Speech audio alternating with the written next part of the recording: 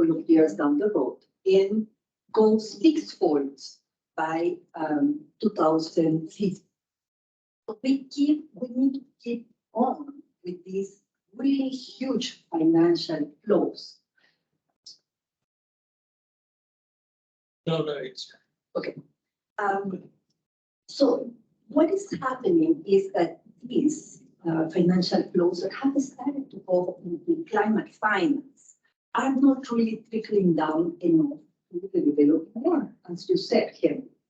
And when the developing countries, and only few of them, not all of them, reported their needs for finance, they said that it was about 4.3 trillion to 2030.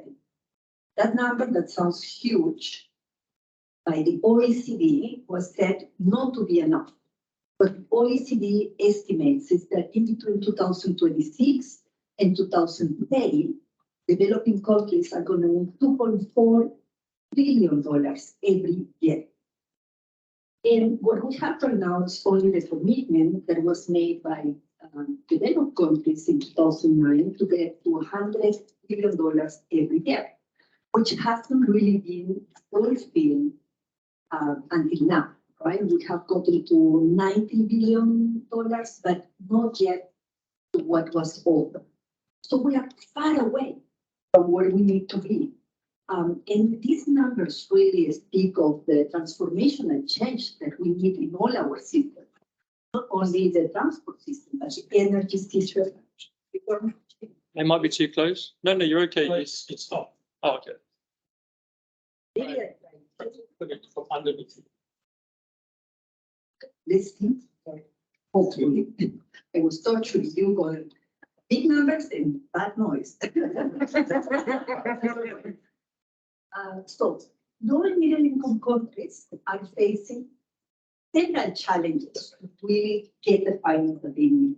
They are considered high risk, and Nicolas will tell us about that. And because of that, the interest rates are a lot higher. So we are talking about anything from 8% to 20%, when a high income country is really 1.4%. So the difference is huge. We are giving capital that comes late, that is overpriced, that is under risk, and that is short term.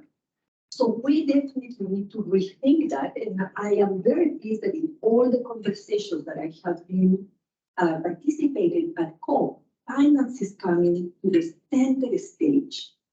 And how we transform finance is really discussed now more than ever. As these conversations go, the transport community has to make sure that transport is part of all these transitions, all this transformation. And that is one area that concerns me because I have not heard that much about this. And that's why I really applaud this event, Maruxa, about focusing on finance and working on finance in the transport sector.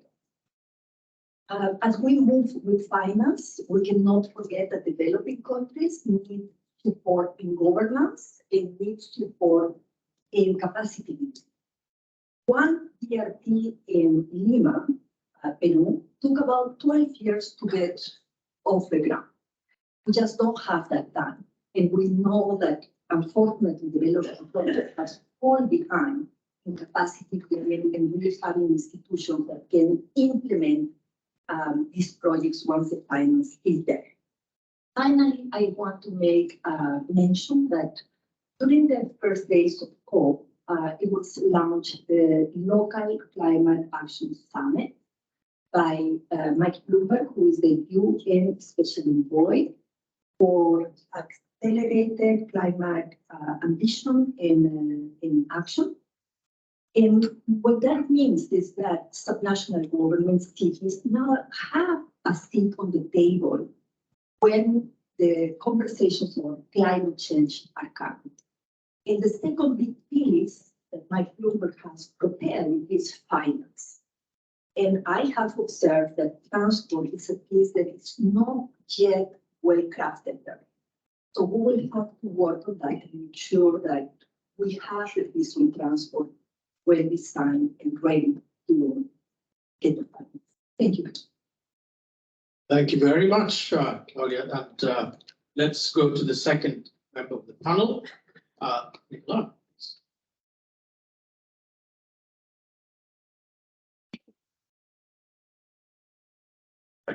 Thank you very much, Henry. Good to be here today and to see so many familiar faces in the audience. So I'm going to build on what Claudia just said, because there is no question that the transport financing gap is enormous. And I don't want to go too many numbers, what Claudia just mentioned, but just if we talk about the access story, we have 1 billion people in the world who still don't have access to very simple all-weather roads. We have half of the world's population who don't have living in cities, who don't have access to public transport. And these are just two pieces of data, but if we add to this dimension of the transport gap, which is related to access to transport services, and we get into the decarbonization story, there is another factor of multiplication that we have to add. We have 1 billion cars in the world today. There could be 2 to 3 by 2050. We know motorization increases with development. How do we make sure that this will not put us completely out of the chart in terms of climate ambitions? How do we ensure that those mobility needs are filled in a sustainable manner? And Lucy is going to talk about railway. How do we ensure that we shift to cleaner mode of transport, like rail transport, river-based transport? So the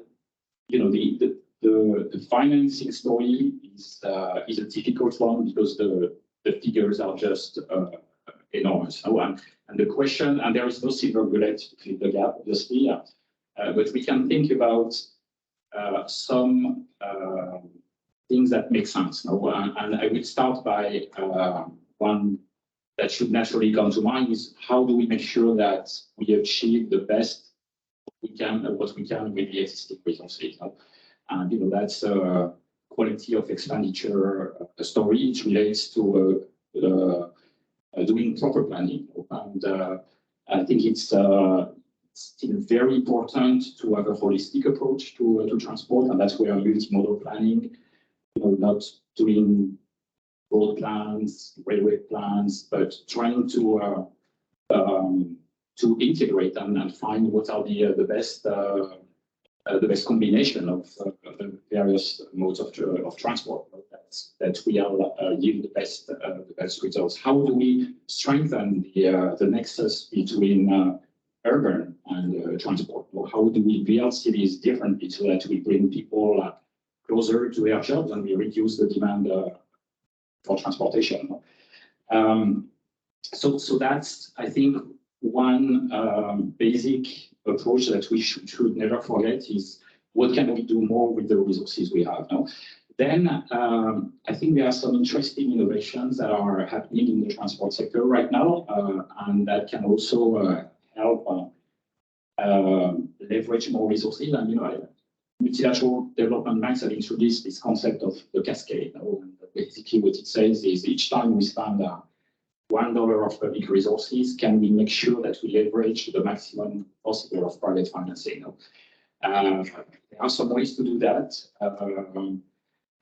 It's what we call private capital mobilization, and all of the NDBs are trying to measure what we are doing. But beyond this direct effect, there is a lot of work also to be done on the investment planning. So this is also very relevant for many countries in the global south. So how do we improve the investment climate so that we can attract more financing?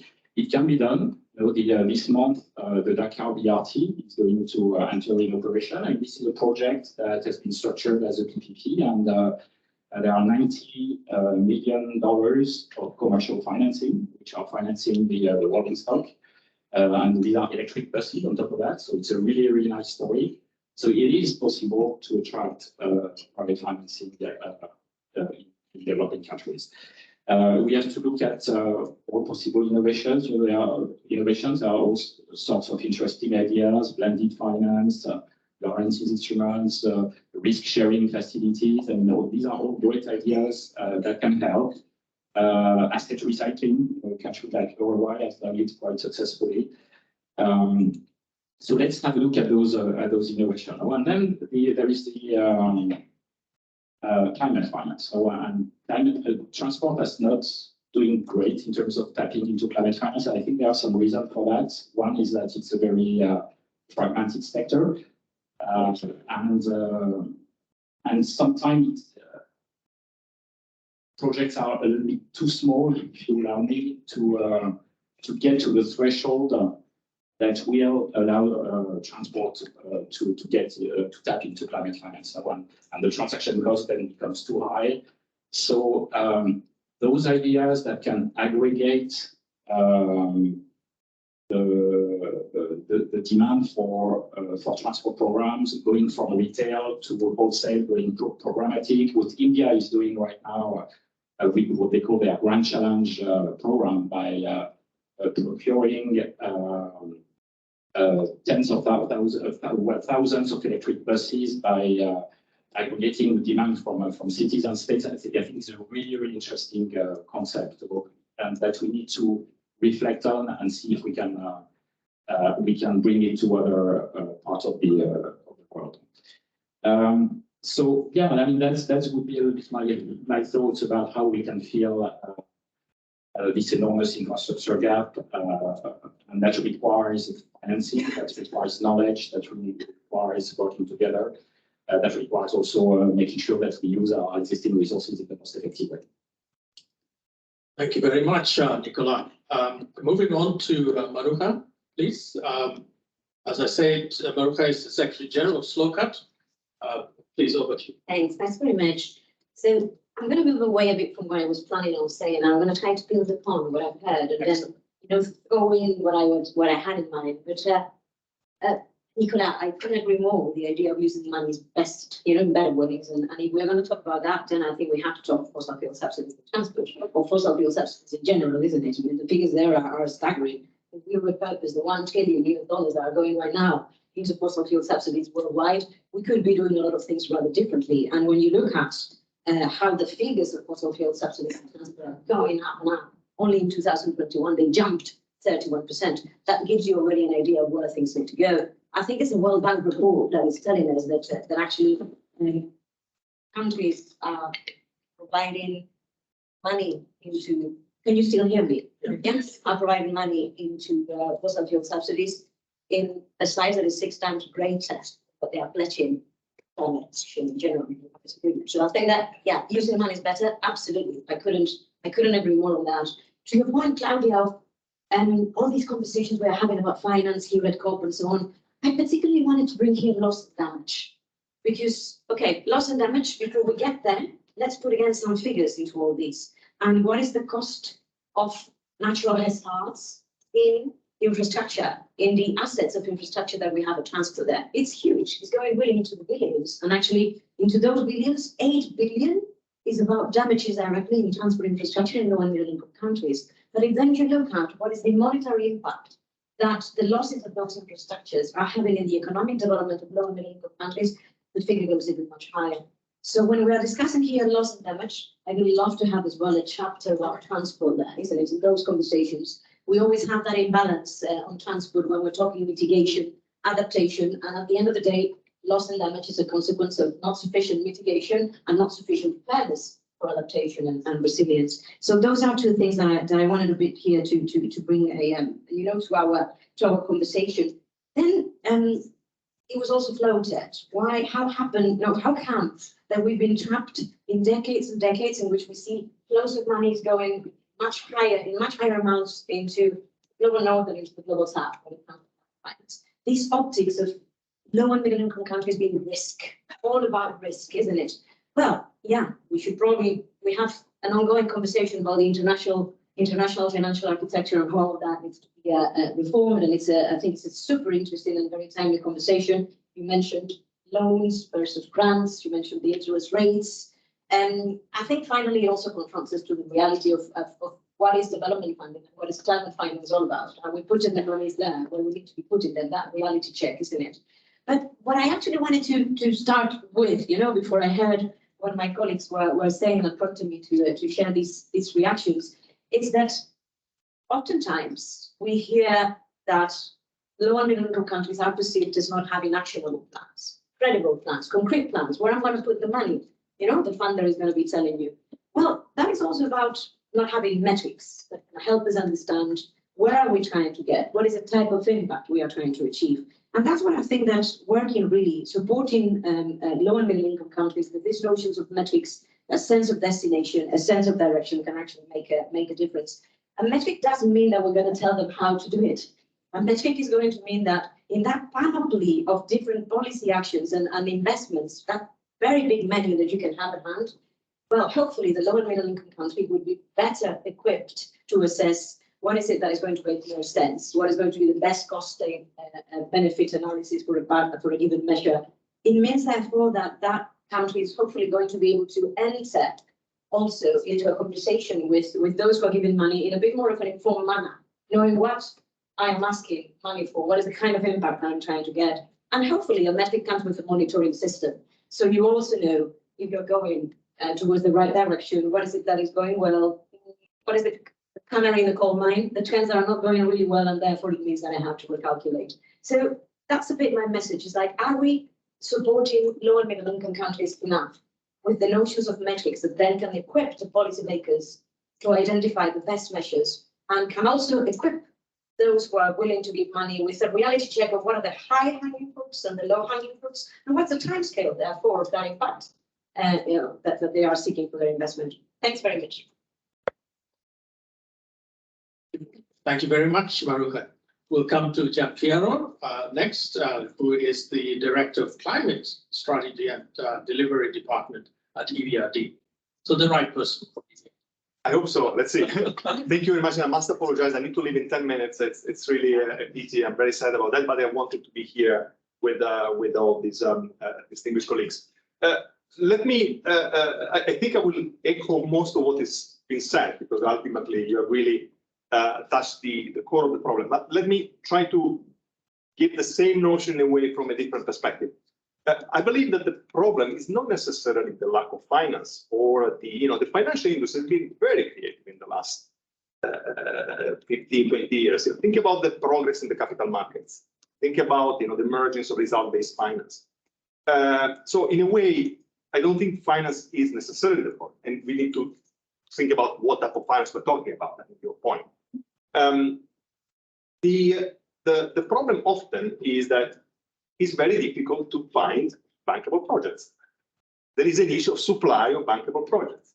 And this goes back to the point of data, analytics, planning, understanding of risk. Often when we look at investments in infrastructure projects, including transport, we face a big issue in terms of the data, the information, the models, the analysis, the scenario analysis that ultimately allows us. Ultimately, what it is finance? It's about pricing risks. It's very difficult to price risk. There are trillions of capital out there that are looking for a green home. And I think, the challenge we all face in this room is finding the channels, the models, the roads, that allow the connectivity that allow this money to reach the destination. I'll give you perhaps not necessarily a solution, but an indication of what we're trying to do as MDBs. Because again, MDBs, and again, I'm not here to market the work of the multilateral development banks, but just to share our experience. We've been constantly increasing climate finance in the last few years. 2022, we reached 60+ billion of climate finance in emerging economies and developing countries. Often with a multiplier effect. I'm talking about the EBRD. We're very focused on the private sector, so to an extent we have a mandate to seek, private sector capital joining our finance. So for us, it's 1.5 in 2022 was actually 2 in 2021. So for each euro of funding, we managed to leverage 1.5 euro of private capital coming into our projects. So the solutions, not easy, certainly data, investment in planning is absolutely important. I'll give you one example in the urban transport sector. At EBRD, we have a program, also other multilaterals have similar initiatives. We call it Green City. It's a bit of a generic name, but that's the name of the program. And at the core of this program is what we call Green City Action Plan, which is a one-year process of engagement with all stakeholders at the city level, is the city institutions, is the citizens, is the investors. So we bring the financial sector to the table from the very beginning. And this entails three major outputs. One is a detailed benchmarking analysis. So we look at the city performance across multiple indicators, including, of course, in the urban transport space. Then there is a very thorough review of the policy bottlenecks. What are the concrete elements that are missing in terms of permitting, in terms of the constraints in the master plans, for example, that ultimately are a major obstacle for us to really shape financial products. And then the third product, which is the most important, the third output, most important, is really the identification of an investment program, prioritizing investment program, which is supported by a cost-benefit analysis. And so overall, what you achieve there is relatively clear, depends on the city and the engagement, but in many instances, it's a very clear policy roadmap. So how these bottlenecks can be removed. There is an investment roadmap there, so there is a convergence in terms of the identification of technology solutions, but also what are the financial conditions for investments to take place. And we've seen that this actually has a lot of benefit, a lot of impact in terms of accelerated investments and attracting private capital to municipal finance, including in the urban transport space. Thank you very much, Gianpiero. I hope you'll be able to stay a few minutes because I'd like you to hear what Lucy has to say, and then release you if needed. But over to you, Lucy. As I mentioned earlier, Lucy is head of sustainability at UIC, which is a French acronym for the International Union of Rails. Lucy. Thank you. And yeah, good afternoon, everybody. It's a great pleasure to be here. So I think for us, we see every penny you spend on railways is climate finance, because eventually it's money spent for a country to decarbonize their transport. And because at the end of the day, rail is, of course, I don't tell you, the greenest form of motorized transport. And so the most important thing we can do is as you say, Nicolas, to be busier, to have more traffic, both as passengers and for freight. And that modal shift can really save an awful lot of carbon emissions through avoided emissions. And so we're seeing, actually globally, we've seen some steady growth in passenger traffic. Freight is pretty much not flatlining, I guess you could say, and some growing investment. But if you look at the modal share, it's going the wrong direction. So because the growth, particularly in road, is so huge that you'll see a shrinking share of rail globally, and a shrinking share of investment in transport as well. There's a growing investment in road while our share becomes smaller, even though it's bigger than it was, if that makes sense. So really we need to sort of think about if this modal share is so important to grow in rail for avoiding traffic, then we need to do something very quickly and urgently to reverse this kind of trend that we're talking about. And as you said, there's a big infrastructure gap we've talked about, and particularly in a study we've done on the financing gap for lower income countries and lower middle income countries, with the support of World Bank and with our partners in Alstom and Roland Berger and University of Birmingham.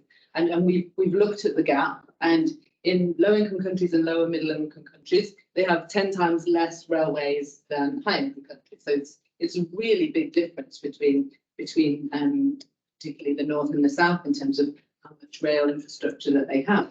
And in those countries, it's only a 2% share of mobility. So it's really tiny what rail is doing, and that's a massive missed opportunity, that we can boost traffic on the existing infrastructure, make it more modern, bring more traffic to it, and also, of course, expand and bring better connectivity. And if we were able to bring low-income countries up to the average modal share, which is about 80% around the world, then we could save 1.8 gigatons of CO2 by 2050. So it's not a small change, it's quite a big difference that we can make. So And they do want to make that difference, you know, so our members in those countries have got ambition and real ambitious plans. And in fact, looking at the NDCs, the NDCs that are talking about rail are not the global north, they're the ones that need the expansion. And they're talking about, very clear, specific targets to grow their rail, and are talking about the finance that they need to do that in their conditional NDCs. That's what we're seeing. But it's a really constrained situation financially for railways. The most of the benefit that you get is enjoyed by society. You know, so as we sort of the more rail is used, you get reduced air quality issues and congestion, and the economic and social benefits that are brought from having good public transport and rail connections, a sort of benefit of the whole society. But actually, the cost of running that infrastructure is often borne by the state, who have spending priorities that are very competitive and have greater and greater public debt levels, don't they? And more the external funding conditions are more restricted, and growth prospects are weakening at the moment. So, and along with this, they're, as we say, perceived as very high risk investments. And railways are not cheap and easy, short, investment, right? They're when you build a railway forever. You know, that's what we're talking about. We're talking about infrastructure that has a normal life cycle of 100 years, where investment is with depreciation. I'm not a depreciation expert, you guys can perhaps help, but after sort of 25 years, the benefits don't even count. But really, the railways are where the investment is seen. You've got to look at that long term. We need that investment to be long term, and the products, the financial products and mechanisms need to think about railways in quite a different way to most other normal investments, right? So we can do it, right? We can, and it's, as I say, if we stop spending on fossil fuels, we've got loads of money, and actually just in the low-income countries and low-middle-income countries, we need about 25 million US annually, to build something like 500,000 kilometres of railway into urban, and 4,000 kilometres of urban rail. And with that, you've got a gigaton of avoided transport by 2050. So it's as long, of course, as it's multimodal and the policy structures are there to really incentivise for people to use rail, and until you've got busy and great working networks. So yeah, I think we need to work together with IFIs like yourselves and really to understand how you can help de-risk these investments, and attract others to make these investments, and really think about the appraisal. So you talked about cost benefit analysis.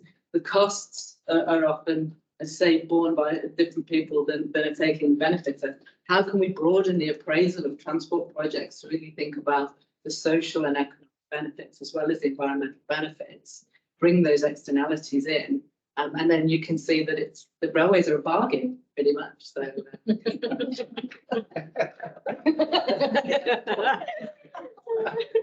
Thank you very much. Gianpiero, just before you go, photo session? Yep. Family photo? Oh, yes. Sorry. Hang on. Normally we. Yeah, just kind of often we don't want to miss you. Total disruption, I'm really sorry. Anyway, most vice ministers are coming in 20, so there's a good place. Where should we look? Okay. Smile. Great, thank you. Thank you. Okay. Enjoy the rest of the session. Thank you. I was going to ask Gianpiero how we can help countries to prepare bankable projects, but we'll do that later. Next time for sure. Yeah. All right, Yeah. Thank you very much. And Lucy, thank you for your presentation. I can now see why you work for UIC. Very much a real person. Yeah. Excellent. All right, let's go into a round of questions. And what I'd like to do is open up to the audience. But before I do, I have some questions that were already, as they say, here is a sample that had been prepared before. So we'll start with you, Claudia. Same order that we went. We know, at least from the literature, that the 10 countries that are most affected by climate change between 2000 and 2019 received just $23 billion out of $1 trillion. And you talked about how to make climate finance available for the low and middle income countries. What do you think is the crux of it? What should we do to help these countries that are most affected and also the poorest to access more of the finance? Thank you, Henry. It's a very complex question, and I think many here in the panel would like to chime in. But I will start with some.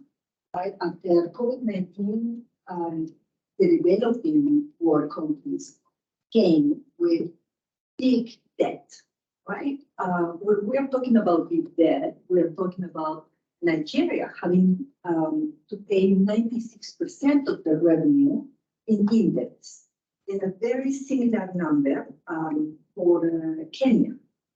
In Egypt, they are paying about 40% of their revenue in debts. Ghana has just defaulted, and they needed restructuring of their debt. So how we manage debt in the developing world, and this is a conversation that the president of the World Bank has been, leading, is crucial to get investment in the areas that we need in transport, for example, right? So that's one thing that is really interesting in the debt. A second one, and yesterday I was having a conversation with a very large company that manages airports, roads, and rail in Latin America. And this company is very keen on understanding what is happening with climate finance. What this gentleman was telling me is that they are in between continuing to construct roads or investing in a rail that will connect Sao Paulo with Campinas.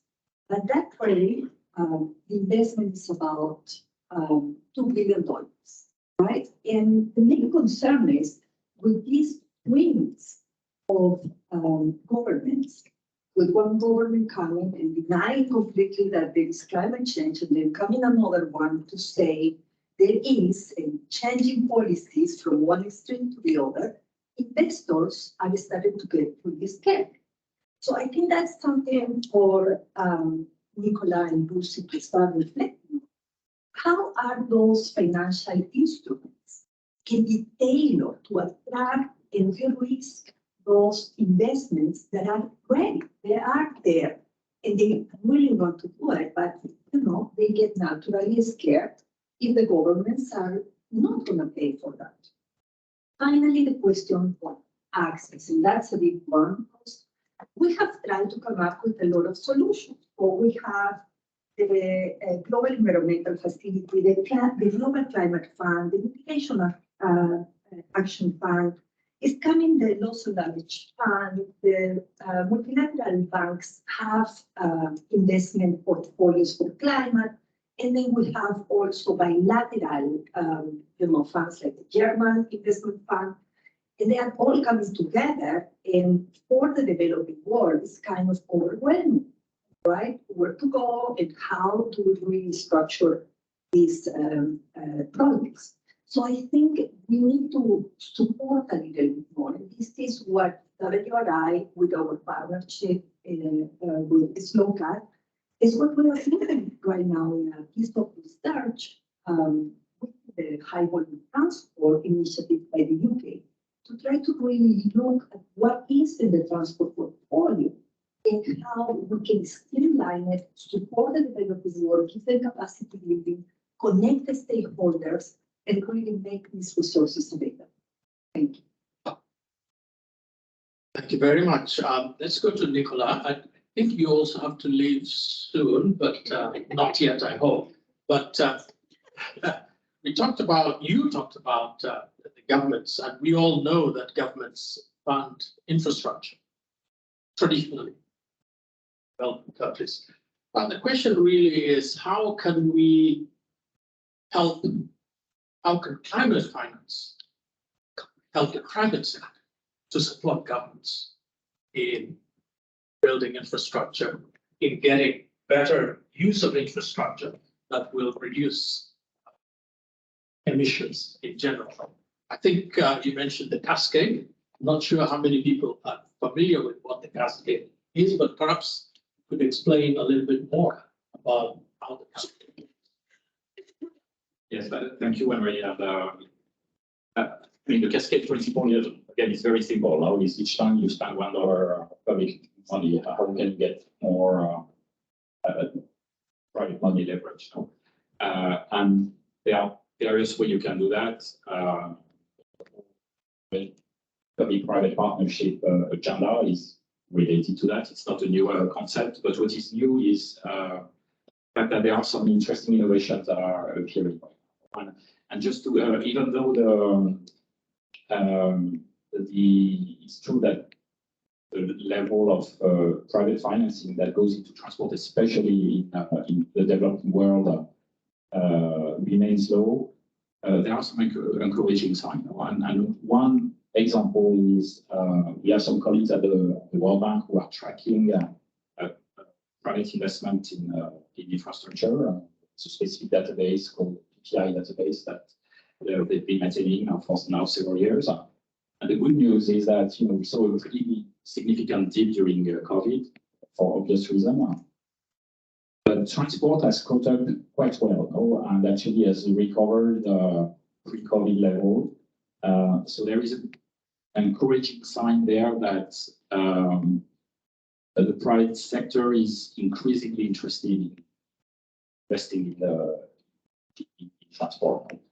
The second trend and driver that I think will bring more money to clean transport in the future is that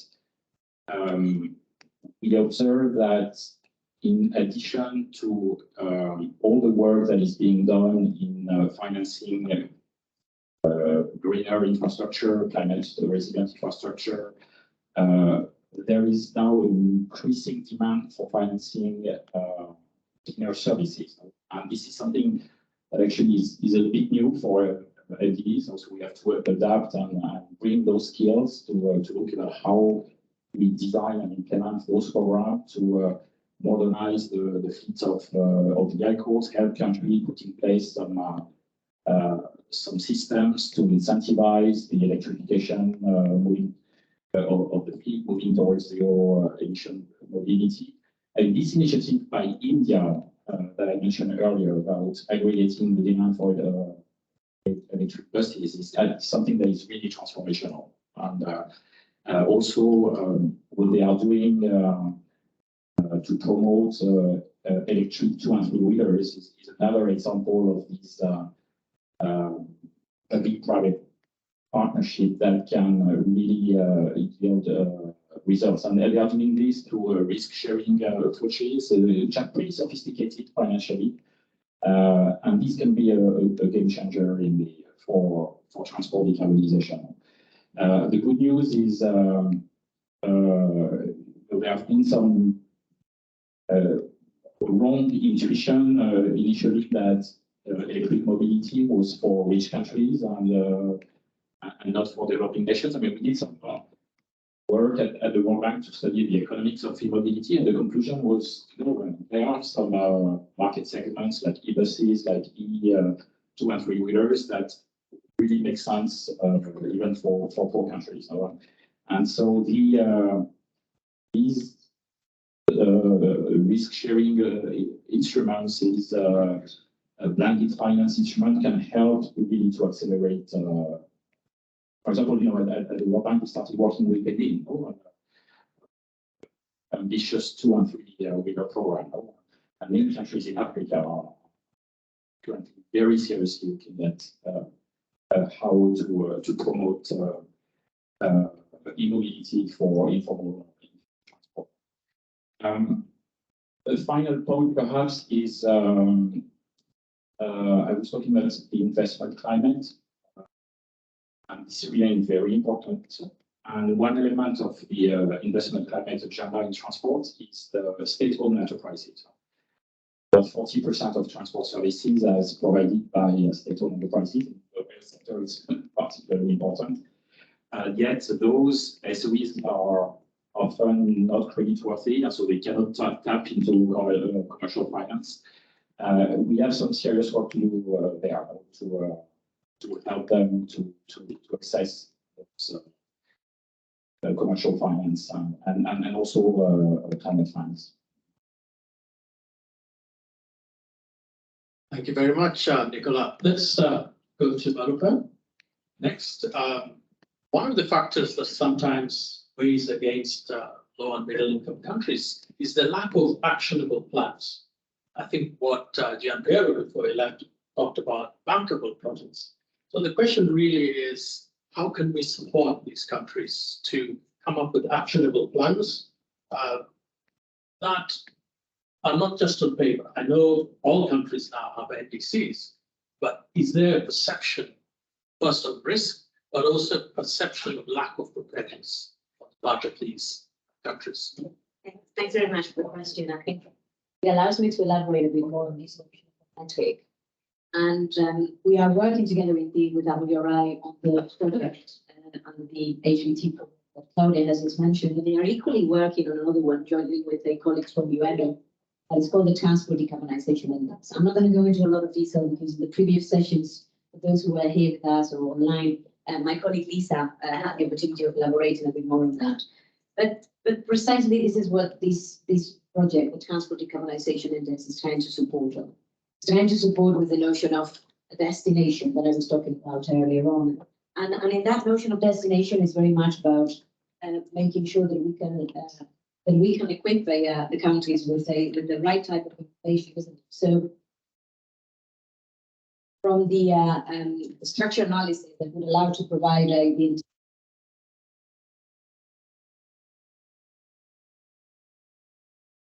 and being able to entertain the kind of conversations with the right funders that I was talking about earlier. But fundamentally, what this project is also going to try to support, it's what you were mentioning right now, that capacity towards policy making and also towards data. I think it brings the two topics together here. Capacity towards policy, particularly with the eyes set on the next round of a national determined contribution. Felipe earlier this afternoon, you underscored how important it's going to be what we see in the first quarter of 2025. But clearly, if we don't support countries in knowing what is the kind of goals and metrics that they can put in those NDCs, we're not going to have the quality of NDCs that we need. And then the notion about data, hopefully when you have a metric that allows you, of course, to come up with bad news. The bad news that we know exists, the bad news about the prevailing gaps in data, transport data, which are quite recurrent. I mean, recently we had the opportunity of collaborating with the Climate Compatible Growth on a set of starter data kits in countries across Asia and in Africa. In Asia, things were rather okay, thanks to the work that the ATO, the Asian Transport Outlook, has been doing. So we could find the data points for activity on freight, transport, fleets and all that. But in Africa, things were really tough. It was really tough to try to get to those data points. So by having a metric, hopefully you're entering in this kind of virtuous circle in which you are pointing to a destination, you're allowing the policymakers to identify the best measures. You are also allowing to surface the data gaps, and hopefully that creates or supports the capacity that is needed towards better policy making and towards better data collection and data literacy. But of course, one of the issues that we're also mentioning here, and I think it was in your question implied there, is that, so what happens if you provide a metric and finally you are setting a country very low in that metric? You're saying like you're ill prepared. Well, perhaps your intended goal, which was that one of helping the country access more climate finance, is going to just boomerang against you. Well, I would turn that assumption, which I think has been tremendously detrimental to low and middle income countries over the years, I would turn it upside down. If I were to take an investment decision and I am provided with an overview of where I stand, if I got a reality check really of where I'm standing, what is the transport situation of the country, I'm going to be able as an investor to know what are the key needs. What is it that I'm going to get more impact for my money? And I'm going to be able, as I was saying earlier, to identify what is the time scale. for changing things? What are the kind of investments that I'm going to be able to make? And in just a few years, I'm going to make a difference in the country in terms of transport decarbonization and transport sustainability. And what are the other kind of investments in which I'm going to take many, many years to get there?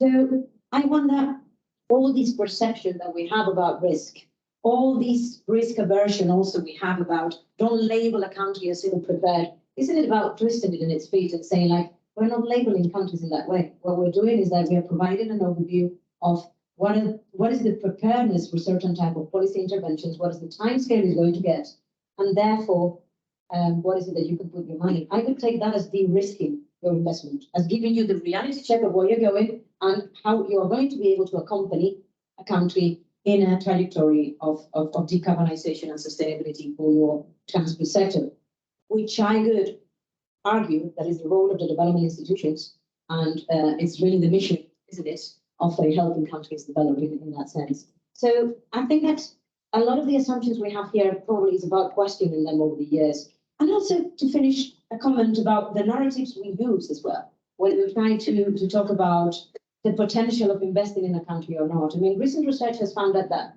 across over 20 countries, LMICs, across Asia, Eastern Europe, Latin America, and Africa, actually the amazing job creation potential of investing in public transport and in electrification of vehicles is in the order of 50 million jobs. So if we were to link that, of course, we shouldn't forget here the just transition, and we had John Mark earlier this afternoon from ITF Workers, and I also see our colleagues here, Juman and Jeremy from ITF Workers, and we know how central that conversation is to being here in Dubai.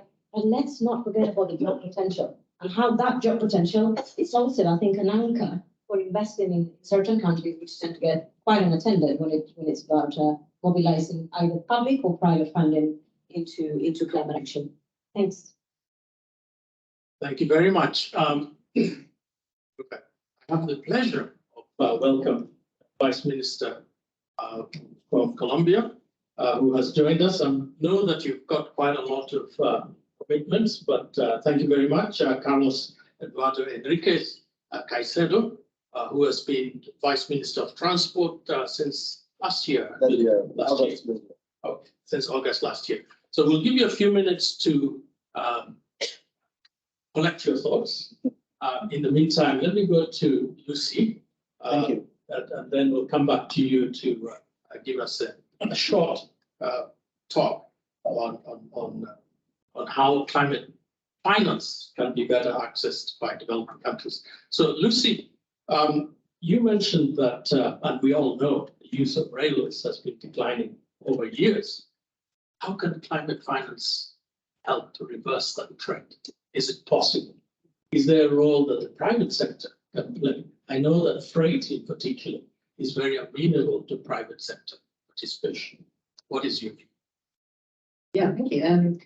So I think, yeah, I say every penny on railways is climate finance for us, but I think there must be better use of carbon markets of Article 6 of loss of damage to flow to railways as well, which so far it hasn't. You know, it's been negligible or zero in terms of the kind of the real grants. We're talking about real grants, because if you had a real grant, that could pay for the interest for the first few years until you've got revenues flowing into an investment of a railway. So that could totally de-risk the kind of investment we're talking about, which is always significant. So I think it's that real grants to help de-risk things and working out the mechanisms to ensure that you can be eligible for carbon compensation through avoided transport and transport emissions, which is a little bit perhaps not what we've got used to where we're calculating carbon compensation. So I think there needs to be sort of thinking about how we can make transport more eligible through shift, being able to get value through the shift. And I think really the way to de-risk a lot of things is also capacity building. I wanted to sort of build on that really, because many of our members are crying out for that sort of technical support. So really helping them to sort of learn from more mature railway networks to get that technical capacity. So I think every help we can do to sort of bring the sort of technical transfer from country to country would be really helpful. And I think improve standardization, especially on adaptation as well. So the sort of building capacity on how to build more resilient railways for the future. And institutional sort of capacity as well, so the measuring and monitoring and being able to sort of really process and access the funds that way. I think that our members are telling us they need that help. But also, we've seen industrial capacity as well. So instead of having to import new trains and import tracks and things like that, can we build industrial capacity with investment so that there's local jobs, there's local growth and benefits as well. And then you've got a sustainable market for rail and public transport in the future, and you can really bring growth to the country. It's not, there's that kind of, there's wider economic benefit. Thank you very much, Lucy. Now we'll come to you, Vice Minister, to tell us really from your position. It's maybe a bit technical, but also maybe a bit political. What do you see as the challenges? Why aren't countries accessing climate finance when it is available? Okay, thank you for the invitation. I'm sorry for the delay because we were told that start at 6, so we were working and we have this problem, but we are now here with you, and thank you for the invitation. And I want to talk in two situations because I think that is very important, the difference between transport and infrastructure. We know that we have a lot of challenges in infrastructure, but as well in transport, we have a lot of effort to do. And a couple of days ago, we were with Nicolas talking about bicycles, that we were in a discussion with our mayor of Bogota, and now we are talking about infrastructure and transport. So when we talk about this, we want to give an important message that we are talking about intermodality of transport. And for us, it's very important. And that's why we are here, because it's not just transport. We are here with environment, we are here with our Minister of Energy, and we are Minister of Finance. So the whole team of the Colombian government is here with our president to give an important speech about climate change. That is why we are here at the COP. And of course, that we have some issues of our situation in Colombia and our social environment right now, because as you know, we're in a peace process right now that we are talking with the whole sectors of Colombia, and we are trying to give an effort for Colombians' environment and climate change. And that's our first conclusion that we want to point out. And the second thing is that a couple of years ago, like 10 years ago, when we were talking about investment, we were having a significant investment in roads. Now we are talking about intermodality. Like 10 years ago, maybe 80% of our investments were included in roads, specifically roads. And now we are talking about airports, we are talking about intermodality, we're talking about bicycles, we're talking about trails. Anyway, I mean, we are talking about how can we give all the support to our government, to Colombia, to have this purpose with climate change. And I want to read something about what we were discussing right now, because I don't want to skip anything about it. And the government of President Gustavo Petro is committed to intermodality, that's what I say. And consequently, the National Development Plan that was approved in May has a redistribution of investment projects across the national territory. Since 2012, more than 80% of the investment plan was allocated to the road mode. Today, we have reduced this investment to 60% and redistribute investment projects to rail and waterways, more efficient and sustainable mode of transport. In addition, and that is very important for you, we contemplate the inclusion of green road guidelines and the Amazon Plan for Sustainable Intermodal Transport that we call it PATIS. And that's our main purpose because, as you know, and the president talked about it, the fight or the work that we are doing for the Amazonas is very important to show what are our advances. In addition, on this point, the national government strategy is clear: sustainability and development. We want urban population to stop relying on private vehicles and to use sustainable modes of transport such as bicycle, individual electromobility, and mass public transport system in urban centers. For the rural sector, we build sustainable intermodal transport plans with 4 axes. The first one is citizen participation. The second one is development of sustainable intermodal infrastructure. The third one is the differential operation of transport services. And the fourth one, and I think that the most important, is technological advancement and innovation for zero and low emission mode of transport. So we have a huge challenge, and that's, as I said before, that's why we're here. This is an invitation for all the people that are here right now that can read our National Development Plan. We have an important challenge there, and I hope that maybe in this occasion and in the next month, we can go to Colombia and visit us and know how we're working for climate change. Thank you very much, Vice Minister. We have about 15 minutes before the session must end. So let's see if there are questions from the audience. I see 3 hands, and it seems to be the right side of the room all the time. But since they are the really four, let's start on this side, and then on the left side. Can I see any hands up on the left side? 2, okay, 3, okay. Thank you. Those were very great presentations and big numbers. You know, we were talking about billions, trillions. But today, the fallacy of this world is that it's easier to borrow $200 million than to borrow $1 million. And when you look at LMICs, 60–70% of the transport is actually provided by the informal transport sector. And they don't need those hundreds of billions of dollars. They need $1 million, 2 million. These are 2 buses, 3 buses. If you look at Africa, if you look at Asia, these are small operators. For them to decarbonize, they need very little, and that finance is absolutely not available. They don't understand those action-based plans, the frameworks, the metrics, the data, nothing there. They know how to operate without subsidy.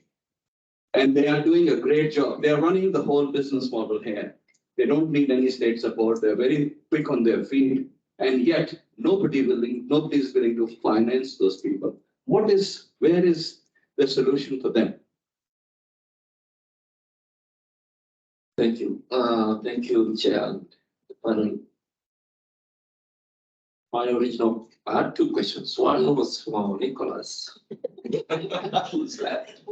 But my brother Henry, having worked with them, maybe you try to respond to it or share with him Enrique. I wanted to link it to what Alok has been saying. He referred to something about the World Bank being innovative. I don't know how far that innovation is getting formal transport into the framework, because most times, like you say, you operate without subsidies. And maybe that's why even our governments are not even bothering to do anything, because if they move anything to improve, that will mean government should be paying subsidies. So as of now, providing a critical service with no subsidies. So government stay and say, yeah, let them be there. And my sister, you talked about governance in your submission. I don't know, what are some of the, that's the 3 top governance issues you can point out?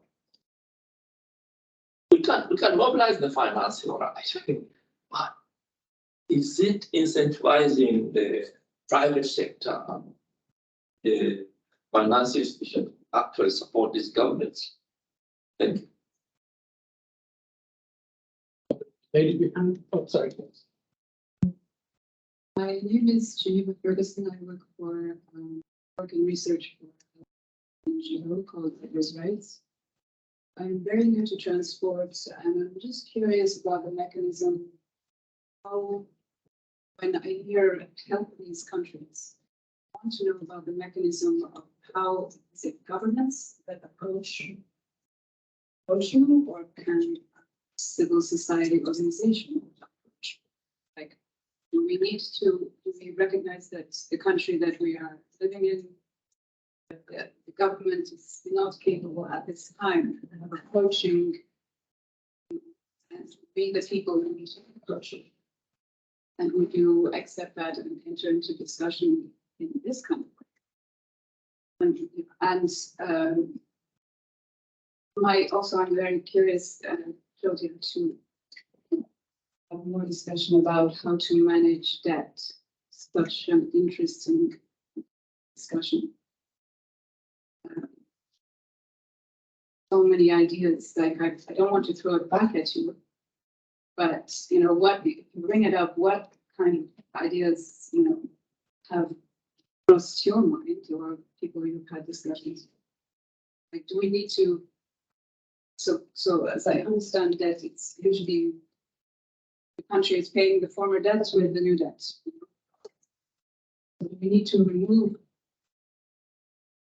that? Do we need to put some kind of hold on that former debt so that it's not so tempting to just try to pay off that former debt or do something with this money? Something like that. So I was just, I don't know why it came into my mind, but I was thinking of Imran Khan of Pakistan asking in 2000 expats to help donate towards the water crisis. So calling on people outside the country to help with, cut that loan. Just some ideas, right? People outside without. Thank you. This lady behind you.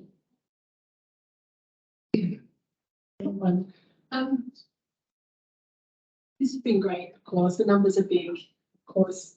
What I'm curious about, and I'm sorry Nicolas has left as well, because we do want to put it on the banks.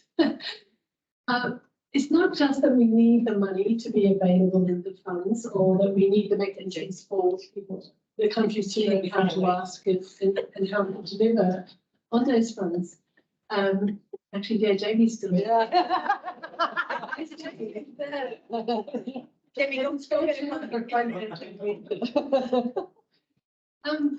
it's actually, what I'm curious about is the embedded methodology by which we evaluate and award funding to projects. Now, we raised this a year ago in a conference in Kigali, where everyone in the room says we need money for walking and cycling. And at the time, Bernard Obika stood up and said, well, that's fine, but this is how every single road project goes through this mechanism, to be evaluated for whether it gets money or not. And I don't know all the technicalities of that, I'm not going to pretend to, but Wales recently changed the way they assess transport projects. Not road projects, the public transport, recycling or anything. They actually said, is a road investment the best solution for this transport need? This is a really fundamental shift from how we currently silo our projects and fund our projects. Now, I'm all for a massive silo for active mobility. Feel free to dump as much money as you like in that silo and make it available, because we've been so radically underfunded for so long. But the reality is there are really good cost-benefit analysis tools now which say that cost-benefit analysis for walking and cycling is fantastic returns, absolutely fantastic returns. But they sit in complete isolation to the roads projects that get evaluated, and the roads projects are not going through those mechanisms. So how do we bring, and it aligns as well, not only the Welsh model where any transport project has to go through a full rigorous assessment, but how do we bring all the externalities into that cost benefit analysis as well? And how do we get rid of travel time as this super KPI that we all seem to have to bow down to? Thank you. Henry, don't forget. Yes, in the interest of time, we'll just take two questions, and then the panel will have 1 minute each to respond. I'd like Not 30%. Jamie, you've been saved by the bell. I think go back to you. I just want to build on that. So just on the rail side, that was really interesting. We've been doing some work on Pakistan, looking at the Pakistan rail after the floods. And obviously we all know it was devastated. A big part of why the devastation was so bad, more than 40% of the in-service railway was decimated, was because it hadn't been invested in properly for years. And as a result, it wasn't able to withstand the level of flooding that came. So that was horrific. The official cost of the rail damage are $4 billion, US dollars. But on top of that, we know there are substantial damages that have never been calculated. So we know, for example, all the workers have not been paid for months and months and months. Pensions haven't been paid. Those former workers have lost their jobs. None of those calculations have been taken into account. And that speaks to a broader issue of the failure in the current modelling to look at really important social issues, which have implications for the wider economy. So just how do we make sure that the way that we're taking climate finance forward learns from those and changes our approach generally to these sorts of processes? Thank you. Thank you very much. And I do apologize to the left-hand side of this room, my left, for not giving you enough coverage. But let me come back to the panel and give them free rein to choose what you want to respond to. In 1 minute. All right, I'm gonna talk about informal transport, which was the first question. I think one of the first solutions is to start including them in NDCs. Because climate finance is going to be looking at what are the targets and what the countries are proposing. And unfortunately, informal transport has been so neglected, right? That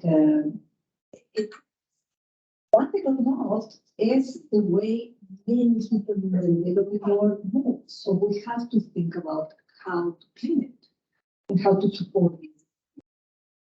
I was thinking. Let's do the ladies. So you're in that order? Yes, please. I'm different governance, Jean-Marc. I would say credit worthiness of local and regional authorities. How difficult it is for them to access finance, oftentimes because they are not considered credit worthy. So that to me is one thing. On informal transport, I mean, difficult to add to what you just said. Also, there's wonderful examples in some places where we're seeing investment going into supporting the operators of informal transport in electrifying their fleets. So it is happening in some places, and we should be studying why it has been happening. And I couldn't subscribe more the comments that have been made about the appraisals.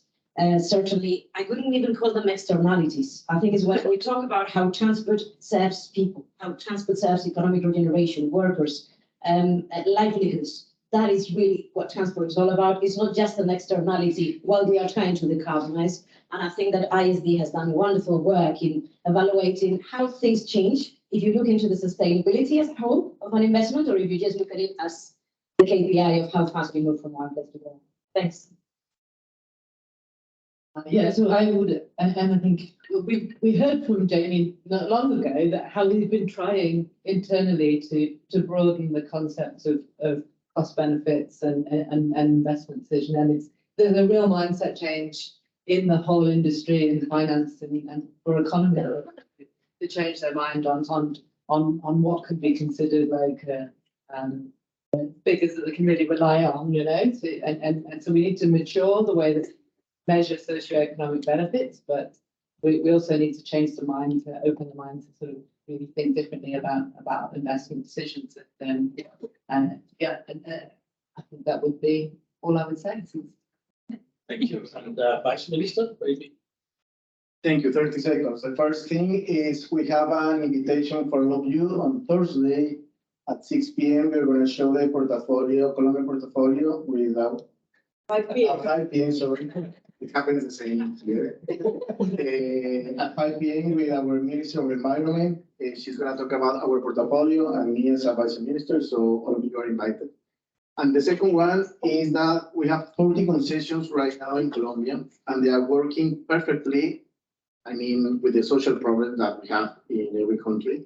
But what I want to tell you is that through regulations and laws, we are giving guarantees to investment for investors in Colombia. That's very important for us, and that's important lesson for you. Thank you very much. I think we have like 2 minutes, but sure, very possible to say no. The developing world hasn't yet change the behavior as the developed world has changed, right? So in the developed world, we have a lot more people that use private vehicle. And changing that behavior is incredibly hard. It's costly politically and economically. So what we see in WRI is that the developing world is really a measure in terms of low carbon emission transport with people that are willing to use mass transportation walking cycle in very bad conditions. So again, going back to the appraisals, I think the banks need to make an effort to capture this great opportunity. Thank you. Thank you very much. And really, as remiss in not thanking the audience, and also remiss in not referring to those on Slido. We didn't have the opportunity to check if there are any questions. But really, could I ask the audience to show their appreciation with a round of applause?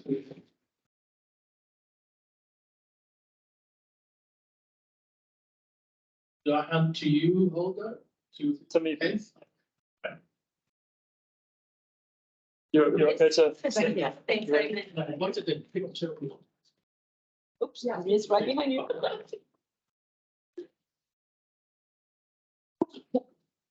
So just one thing before I wrap up this session and then move on to the next thing. HVT have asked me to include this slide so that they can receive feedback on the session we just had. So if people in the room could scan the QR and just provide the feedback as the people online as well, because that would be very useful for them. So I'll leave that there for like 30 seconds while I wrap up and then I'll leave it. So yeah, thank you all the panelists and the chairs for today's sessions.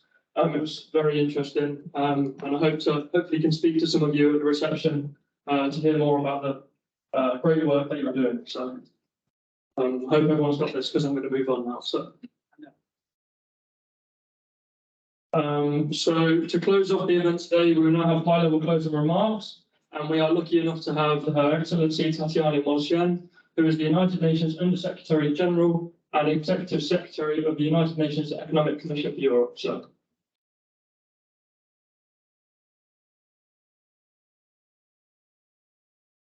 Well, I had quite a long speech. You worked quite hard for the day, so I have now the very challenging task to conclude this event. How challenging it can be, but I was very keen and looking forward to be part of this event because you know, being at COP28, this is the second day we've been discussing a lot about different ways of how we can advance. And it's good to start. It's the first event that I attend on transport. So far, it's been energy, cities, forests, environment. So this is the first transport event. And I made it particularly important to be at the last session, which was on climate and financing, because I have a strong feeling that this COP28 put a lot of emphasis on financing. So later on in my speech, I would make a few comments based on the events that we also attended. And I think two questions or two comments were very relevant. One on the methodology of assessing projects, and one smaller projects are more difficult to finance than the bigger ones. So once again, a big thank you, and I'm really pleased on behalf of the United Nations Economic Commission for Europe to be in this event, this climate compatible growth event, or accelerating the just transition towards transport decarbonization in low and middle income countries. And I know that we have had a wonderful partnership with the Asian Development Bank, High Volume Transport, the Sustainable Low Carbon Transport Partnership, and the Hamburg Sustainable Conference, and as well the World Resource Institute. We at UNEC, we have under the Inland Transport Committee, many of you might know why in this field that this committee is really a strong contributor to support access to safe and clean transport for all over the globe. And it's a United Nations platform. You know, it says that I'm the Executive Secretary of the Economic Commission for Europe, but being one of the 5 regional commissioners, I feel that on transport, we really have a global mandate in a way, because 151 member states are part to the UNEC conventions that we have in the area of transport. Many of them are from low and middle income countries. So they at least part one of our legal instruments. And I think the Deputy Minister was mentioning how important regulations and laws are for creating the right environment. We at UNICEF strongly believe in the force of legally binding instruments to drive some of the processes forward. Now, the Inland Transport Committee, I mean, we have been mandated by our member states to develop an ambitious long-term strategy and action plan for reducing greenhouse gas emissions from the sector. And we expect at the February 2024 session, which will have those 150, I think it's 152, right? It's 51 in my notes, I don't know. But really to have this strategy being endorsed, transport and climate, this is key. So, and the goal is really to see net zero greenhouse gas emission from the inland transport being achieved the target by 2050. So how we do this? One of the first conclusions when we are working on this document, and I think this was mentioned many times around here and in many other events, that there is no one size fits all solution.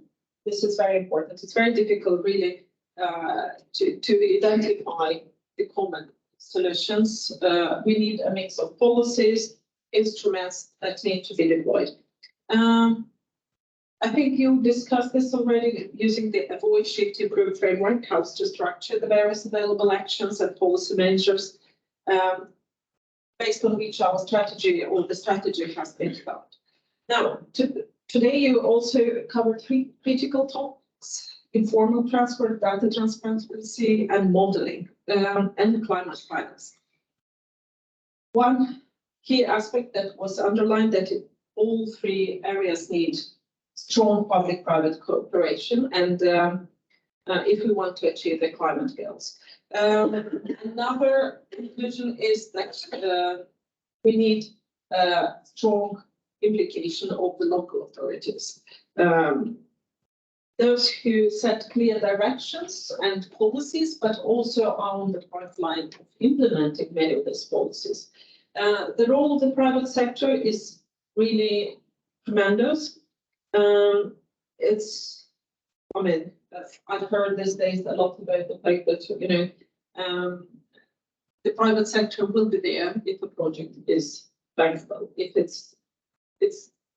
produces, I mean, if it's commercial, not bankable. If it's commercial, then we are there. So make it commercial. We, the governments, the international organization, need to create the system to make them commercial. I think this is, but how we work together, how we organize ourselves, in particular where economic resources are scarce. This is something to discuss and keep in mind. I do understand that the Hamburg Sustainable Conference will be addressing in particular this, and the first session is planned for June 2024. A few words on the topic that were discussed more in detail on informal transport. I think digitalized information is really becoming a key enabler to help organize and structure the informal transport sector. And digitalization is key. How we integrate informal into the public transport networks in urban and suburban areas to make it more efficient, easy to access, and reliable travel information we need reliable information for commuters. The Digital Transport for Africa initiatives is showing the enormous potential of the digitalization to maximize the benefits of urban transport, not only to reduce greenhouse gas emissions, but also to provide access to all. I think, as I already mentioned, I mean, our world is very increasingly urban. In the region that in particular I'm representing, it's 70% of the population already living in cities in our region. So the challenge is really to involve local authorities. And this is why at TSC we strongly believe in that. And we annually convene a forum of mayors. And we can share more information about this because we think that this is one way how we can involve local authorities, mayors of cities in particular, on digitalization and informal transport. This is key. Data and models. Unity has really, an open and transparent information and data as one of its core values. We now host the first prototype of the Transport Data Commons that thanks to the support of over 30 partners, including CCG and GIZ, ADB, and the World Bank. Open and transparent and accessible data will also foster knowledge exchange to help low and middle income countries really to achieve this sustainable mobility at a fast pace. And also we hope that this transport, it's not that only we hope, I think this is based on some hard analysis that this transport data commons will lower the data access burden for low and middle income countries and really to process the large amounts of freely available transport data. But it needs also support from all of those, from all of us, from all of you, in order to really make the things moving ahead. And in a way, this is a good also opportunity to invite everyone here to really all institutions collecting transport data to join us. Now, climate finance and green transport. I think this is one of the. I joined this session and I was able really to look into the discussions. What is interesting, this is not different. The discussions on transport are not different from all the other discussions happening around climate finance. There are 2 or 3 main, I would say, elements, key elements that I would like to draw to your attention in our regional exercise to collect climate projects. Most of them, they were in energy, but they were also in transport, in water-related and other fields. First conclusion, smaller projects are more difficult to finance than larger projects. This is really a big challenge, and we have seen investors being eager to jump into bigger projects, smaller ones, even if it's key for SMEs, for the country's development, and in particular in developing countries and transitioning economies. This is a real challenge. So how we address this will be a key priority, and we are working on that. Also earlier this week, another thing, still we don't have enough funds. As we call it, greenfield versus brownfield. This is also a challenge. There are certain projects or certain areas where everyone is keen to invest and to look at, but there are other projects or other areas where it's more difficult to attract attention. And even though we have seen a lot of influx and commitments and pledges going around, still transport in particular, but energy maybe less, but transport is one of the areas, and heating, for example. So heating and transport are 2 of the sectors where there is not enough financing, despite of all the commitments. The needs are more.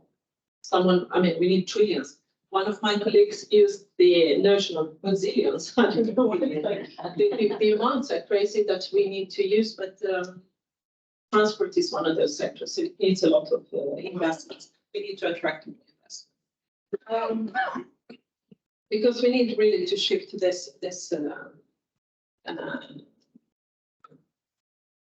to shift and to move ahead. I want to also mention on the methodology of assessing and how we prepare the project. This is another challenge that we have identified, not only for the transport sector, having the right projects or bankable projects, as we call them, or the really putting a pipeline of projects. It's the real challenge, in particular somehow to the lower and middle income countries. And how do we address this challenge? This is, I think it's for us, for organizations like UNICEF, together with partners, really to support this process. And we also, speaking about investments, I would like to welcome the projects on climate finance and the Transport Decarbonization Index that are part of the UK High Volume Transport Applied Research Program. I think these are great examples, and I heard earlier some of the discussions. These are great example of knowledge-based initiatives, really accelerating the sustainable mobility, as we call it. We are ready to, at TNC, also to help in the to these larger discussions about sustainable finance. I would like to draw your attention to one of the available instruments that we also have developed at TNC for private-public partnerships projects. It's a free-of-charge platform tool that we have in particular for infrastructure project, but infrastructure can be roads and other projects. And it's called Peers. So it assesses a project regardless of a scale, if it's a small, big, or project or middle project, and if it's at the incipient phase or it's already in the implementation or just in the process of designing against the SDGs, against the sustainability. And it's not only environment, it's of course one of the other components of SDGs. It's been for 2 years already, this project, and we have assessed 200, well, it works independent already, it's on the platform, on our, it's a tool to assessing projects, and we have had 200 projects being assessed with this tool in 35 countries around the globe. It's useful, and some of the countries are actually even using this instrument to fast track some of the processes, in doing analysis.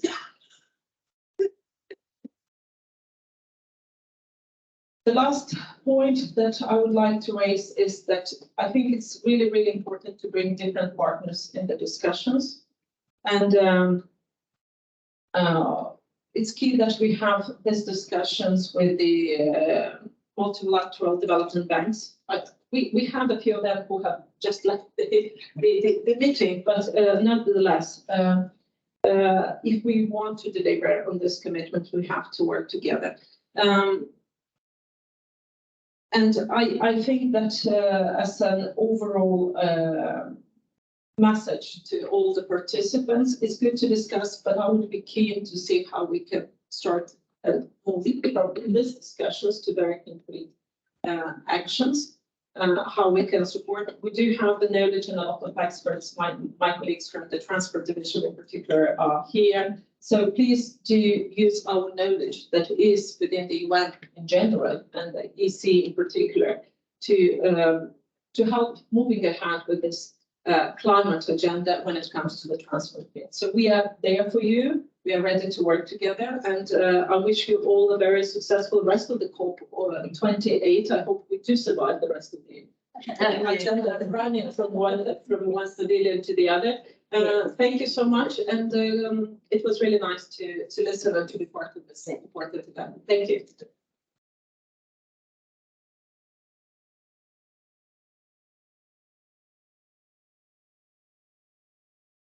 Thank you, Your Excellency, and thank you, Vice Minister. Thank all the speakers, all the panelists, and all the people here. And again, a big thank you to our partners, the World Resources Institute, the Asian Development Bank, SLOCAT, the High Volume Transport Program, and the Hamburg Sustainability Conference. And then I would like to thank particularly the CCT team. So please, let's give them a round of applause as a bouquet and have it.